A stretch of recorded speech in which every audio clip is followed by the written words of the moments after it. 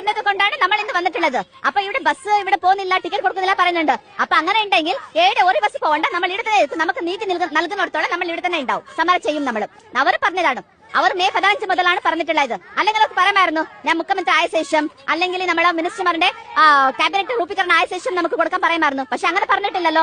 May 15 മുതലാണ് പറഞ്ഞിട്ടുള്ളത്. അവർ പറഞ്ഞ അനുസാരം ഞങ്ങൾ ഇന്ന് വന്നിട്ടുള്ളതാണ്. അപ്പൊ എനിക്ക് ഇന്ന് നീതി കിട്ടണം. ഞങ്ങൾക്ക് സൗജന്യമായി സ്ത്രീകൾക്ക്, പെൺകുട്ടികൾക്ക് KSRTCയിൽ യാത്ര ചെയ്യാനുള്ള സൗജന്യ യാത്ര നടപ്പാക്കി തരുമെന്നുള്ളതാണ്. ഗവൺമെന്റ് സത്യപ്രതിജ്ഞ ചെയ്തിട്ട് ഒരു മന്ത്രിസഭാ യോഗം പോലും കൂടിയിട്ടില്ല. അതിനു മുമ്പ് അതെങ്ങനെയാണ് പ്രഖ്യാപിക്കുന്നത്? ആരാണ് പ്രഖ്യാപിക്കാൻ പറ്റുന്നത്? ചീഫ് സെക്രട്ടറിക്ക് പ്രഖ്യാപിക്കാൻ പറ്റുമോ?